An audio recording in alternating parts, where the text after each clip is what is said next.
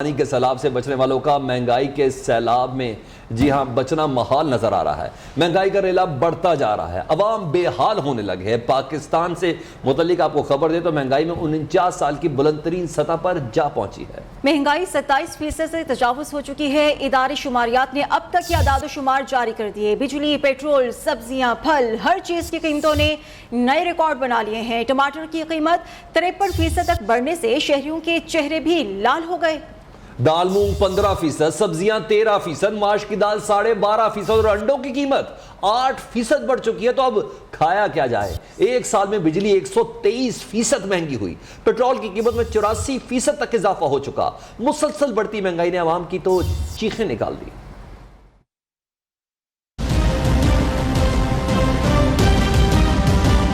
महंगाई मुल्क के अंदर बहुत ज़्यादा बदतरीन हालत तक पहुंच चुकी है इस वक्त, आलमी तौर पे भी है, लेकिन पाकिस्तान के अंदर महंगाई बहुत ज़्यादा बढ़ गई है, जिसकी वजह से गरीब आदमी का 2 टाइम का खाना खाना मुश्किल हो चुका है। प्याज लगा लें, प्याज का भाव देख लें, टमाटर का भाव देख लें, हर चीज़ गरीब की पहुंच से दूर है। आटा हमारी सोच से बाहर हुआ है, चीनी, दालें वगैरह, प्याज का भाव दे लें 300 रुपये किलो में सेल हो रहा है। महंगाई बिल्कुल बहुत ज़्यादा है और गुजारा बिल्कुल नहीं होता है। हर एक चीज़ बहुत महंगा हो गया। मैं बाज़ार से आ रहा हूँ, जो चीज़ मैं 400-500 रुपये का पहले ले रहा था, अभी वही चीज़ मुझे 1200 का मिला है। आटे की कीमत देख के, चीनी की कीमत देख के, सब्जी, टमाटर और प्याज इतने महंगे हैं कि गरीब इंसान खरीद भी नहीं सकता।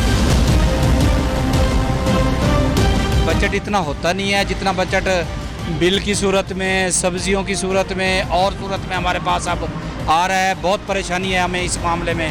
कारोबार वो बंद है, लोड शेडिंग बहुत तबाही की हुई है। बिल्लों की तो पूछे ही ना कि पूरा मुल्क आपके सामने चीखे मार रहा है, धाड़े मार के रो रहा है बेचारा। सर हुक्मरानों को मैं कुछ नहीं कहूँगा क्योंकि वो कुछ कहने के काबिल ही नहीं रहे। हुकूमत उनसे वाकई में सही नहीं चल रही, क्योंकि जब से इमरान खान की हुकूमत उतरी है उसके बाद से कंटिन्यूसली हर चीज़ में महंगाई हो। क्या कर सकते हैं ना, एहतियाज करने से रोड पे कोई फ़र्क नहीं पड़ता, रोड बंद हो जाए किसी हुक्मरानों को फ़र्क नहीं पड़ता।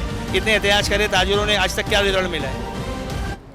हुकूमत का आवाम को रिलीफ 300 यूनिट बिजली इस्तेमाल करने वाले फ्यूल एडजस्टमेंट चार्जेस खत्म करने का ऐलान कर दिया गया। अरकान कौमी और सूबाई असेंबली से खिताब में वज़ीर आज़म ने कहा, पहले 200 यूनिट बिजली इस्तेमाल करने वाले सार्फिन को सब्सिडी दी, फिर 300 यूनिट तक वालों के लिए दिन रात सोचा गया। फैसला हुआ कि 200 से 300 वालों को भी रिलीफ देना है। इसका सारा बोझ हुकूमत के कांधों पर पड़ा है। जून और जुलाई में एफसी ज्यादा आने से आम आदमी के तोते उड़ गए, अब आवाम को रिलीफ दे रहे हैं। महंगाई के बाद तो मिडिल क्लास एरोड हो गई है। मैंने कहा कि 300 यूनिट तक हम एग्जाम्पशन देंगे तो बात बनेगी, उसके बगैर बात नहीं बनेगी। चुनाचे 200 को हमने एग्जाम किया एफएसी में, 6 सितंबर तक मोहलत ली कि सभी का हमने बिल रुकवाया और आज मैं अल्हम्दुलिल्लाह आपको कह सकता हूं कि 300 यूनिट तक जो लोग बिजली इस्तेमाल करते हैं उनको सबको एफएसी से एग्जाम्पशन हम देंगे। बिल्कुल इमरान खान से बड़ा पाकिस्तान दुश्मन, झूठा, फरेबी और मकार दुनिया में कोई दूसरा पैदा नहीं हुआ। इससे बड़ी दुश्मनी क्या होगी कि इसने पाकिस्तान को डिफॉल्ट कराने की साजिश रचाई, IMF को खत लिखवाया। शौकत तरीन की टेप के बाद अब किसी को कोई शक है? वज़ीर आज़म शहबाज शरीफ का अरकान कौमी और सूबाई असेंबली से खिताब, कहते हैं कि पिछली हुकूमत ने हमारे लिए गड़ा खोदा। इमरान खान पाकिस्तान को श्रीलंका बनाना चाहता था, इसलिए फौज, हुकूमत और दीगर इदारों को लड़ाना चाहा, लोगों की इज्जतें उछाली। मरियम नवाज फरियाल तालपुर के साथ जुल्म किया गया। गुज़िश्ता हुकूमत ने हमारी पार्टी के खिलाफ आर्टिकल 6 के मुकदमात तक बनाए, जाते जाते हमारे लिए मुआशी गड्ढा खोद कर गई। सब्सिडी के नाम पर पाकिस्तान के अरबों रुपए इन्होंने हड़प किए। इमरान खान चाहता था कि खुदा ना खास्ता पाकिस्तान श्रीलंका बन जाए। कोविड के बाद मार्केट में गैस $4 पर यूनिट थी, इन्होंने नहीं खरीदी। चोर और डाकू का बयानिया दिन रात हर जगह कहा, टांग पे टांग रखकर भाषण देना, इसके अलावा उन्होंने कुछ नहीं किया। अल्लाह का शुक्र है कि पाकिस्तान डिफॉल्ट से बच गया। जो ये कहता थकता नहीं था कि मैं पाकिस्तान में 2 करोड़ नौकरियां दूंगा, जो ये कहता थकता नहीं था कि बिजली के बिलों को आग लगा दो और हुंडी के जरिए पैसे लाओ। जब हमारी पार्टी ऑपोजिशन में थी तो किस तरीके के साथ हमारे मेंबरों के साथ सलूक किया और जेलों में पहुंचाने के लिए और काल कोठरी में पहुंचाने के लिए आखिरी हद तक गया। सलाम है मियां नवाज शरीफ को, सलाम है आपको, हमारी पार्टी के जो माँ को, जिन्होंने बड़ी बहादुरी के साथ पूरा मुकाबला किया, बेटियों और बहनों को नहीं छोड़ा। मरीम नवाज शरीफ के साथ कितना इन्होंने जुल्म किया, जरदारी साहब की बहन, उनके साथ क्या जुल्म किया। केस की खुली समाअत की जाए, दूध का दूध और पानी का पानी हो जाएगा, इमरान खान का चैलेंज। चेयरमैन पीटीआई ने नवाज शरीफ, जरदारी, यूसुफ रजा गिलानी के तोशाखाना केसेस की समाअत का भी मुतालबा कर दिया। सरगोधा जलसे में खिताब के दौरान कहा, 4 लोगों ने बंद कमरे में बैठकर साजिश की और मुझे नाअहल करवाने का मंसूबा बनाया। अमेरिका को चेरी ब्लॉसम जूते पॉलिश करने वाला चाहिए था, डीजल तो पहले ही तैयार बैठा था। जरदारी से चला जाता नहीं, लेकिन पैसे के पीछे जान देने को तैयार है। तीनों इकट्ठे हो गए और उनके साथ और साजिशी पाकिस्तान में बैठे हुए थे। जब तक ये चोर ऊपर बैठे हैं, इस मुल्क का कोई मुस्तकबिल नहीं।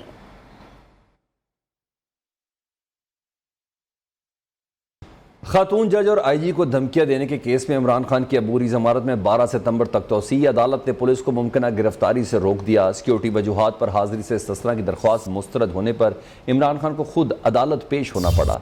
गैर रस्मी गुफ्तगू में इमरान खान ने कहा कि वो पहले से ज़्यादा खतरनाक हो चुके हैं। इमरान खान इंसदादे दहशतगर्दी की अदालत में पेश, जमानत में तौसी। सुबह समाअत के आगाज पर इमरान खान पेश न हुए। बाबा रहमान ने अदालत में मौक़िफ़ इख्तियार किया कि इमरान खान की जान को खतरा है। पुलिस की जानिब से इमरान खान को थ्रेट अलर्ट जारी किया गया है, इसलिए वो पेश नहीं हो सकते। इस पर अदालत ने रिमार्क्स दिए, इमरान खान हर सूरत 12 बजे तक पेश हों। वकील ने इस्तदा की कि इमरान खान के खिलाफ मजीद 4 दफात 186, 504, 506 और 188 शामिल की गई हैं। इन दफात में इमरान खान की जमानत मंजूर की जाए। जज ने रिमार्क्स दिए कि इन दफात में हम नोटिस जारी करेंगे। जज ने प्रोसिक्यूटर से मुकालमा करते हुए कहा कि कोई सेक्शन रह गया है तो वो भी लगा दें। क्या इमरान खान ने किसी को जलाने या कत्ल करने की धमकी दी है? आपको बताना होगा कौन सी क्लाशनकोफ मिली, कौन सी खुदकश जैकेट पहनकर हमला किया गया। दोपहर को इमरान खान इंसदादे दहशतगर्दी अदालत में पेश हुए। अदालत ने दलाइल सुनने के बाद चेयरमैन पीटीआई की 12 सितंबर तक जमानत मंजूर करते हुए समाअत मुलतवी कर दी। पेशी के बाद मीडिया ने अंदरूनी साजिश हुई या बैरूनी का सवाल पूछा तो इमरान खान ने कहा कि अब वो मजीद खतरनाक हो गए हैं। आपने लास्ट टाइम कहा था कि फैसले करवाए जाते हैं। देखो, मैं हर रोज खतरनाक होता जा रहा हूँ, हर रोज ज्यादा खतरनाक हो रहा हूँ। ज्यादा खतरनाक होने वाला पैगाम किसके लिए है? इस पर इमरान खान जवाब दिए बगैर चले गए। किसके लिए खतरनाक है खान साहब, किसके लिए? चेयरमैन पीटीआई इमरान खान ने क़याम में पाकिस्तान के वक्त मुल्क की आबादी 40 करोड़ करार दे दी। साथ ही ये भी कह दिया कि अब आबादी 20 करोड़ है। सरगोधा में वुकला कन्वेंशन के दौरान तस्हीह कराने पर भी दोबारा कहा कि नहीं, आबादी उस वक्त 40 करोड़ थी। दोबारा तस्हीह पर मान गए और मौके पर ही यू टर्न लिया। कहा आबादी उस वक्त 40 लाख अफराद की थी। आप ये सोचें कि पाकिस्तान की आबादी 40 करोड़ थी। जब पाकिस्तान बना है तो इसकी आबादी 40 करोड़ थी, आज 22 करोड़ है।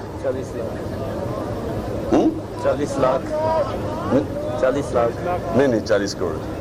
हाँ सॉरी, आप ये सोचें कि पाकिस्तान की आबादी 40 करोड़ थी। जब पाकिस्तान बना है तो इसकी आबादी 40 करोड़ थी, आज 22 करोड़ है। 40 लाख 40 लाख नहीं 40 करोड़। हाँ सॉरी 40। सितंबर अक्टूबर सितंबर महीने हैं, ये सियासी भूचाल लाएंगे। शेख रशीद की नई पेशगोइयां कहते हैं कि सिर्फ नून और शीन ही आमने सामने नहीं बल्कि पीडीएम भी टूट चुकी है। नवाज शरीफ के रास्ते की रकावट शहबाज शरीफ खुद बनेंगे। तैनातियां, तनज़्ज़ुलियां, तब्दीलियां और अहम अदालती फैसले इन्हीं 2 महीनों में होंगे। यह हुकूमत सैलाब के बहाने इंडिया से तिजारत और इसराइल से दोस्ती करेगी। सैलाब के बाद ग़ज़ाई और वबाई बहरान आएगा। दुनिया में तेल की कीमत गिर रही है। हुकूमत डीजल 10 रुपये और बिजली 4 रुपये 50 पैसे महंगी कर रही है। अदलिया का जिम्मेदाराना और दानिशमंदाना रवैया काबिल तारीफ है। सैलाबी सूरत हाल मजीद खराब होने का खदशा है। महकमा मौसमियात में सितंबर में मामूल से ज़ायद बारिश की पेशगोई की है। दरियाई सिंध में गाजी घाट और कोट मिठन में ऊंचे दर्जे का सैलाब है। गुड्डू और सखर में दरियाई सिंध में पानी की सतह मुसलसल बुलंद हो रही है। जनूबी पंजाब और सिंध के कई इलाकों में सैलाब मुतासरीन हुकूमती इमदाद से महरूम है। राजनपुर में मुश्तिल अफराद ने इमदादी सामान का ट्रक लूट लिया।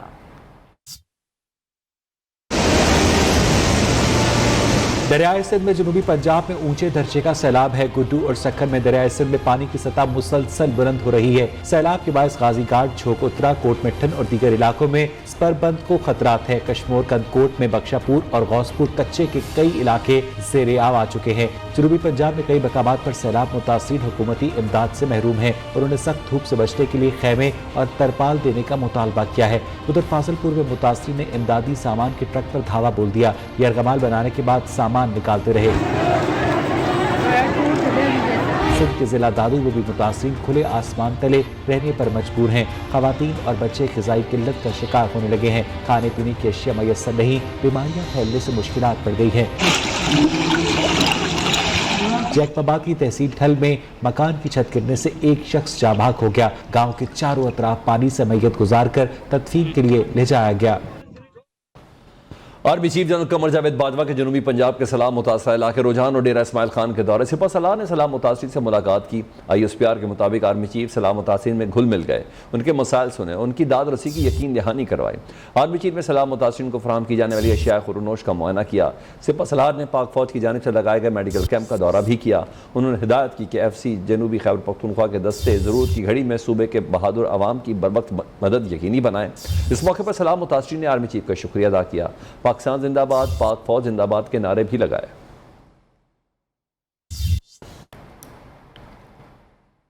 पन्नू आकिल कच्चे के इलाके में दरियाई सिंध में मुसलसल पानी की सतह में इजाफा होने की वजह से कई देहात सैलाबी रेले में बह गए।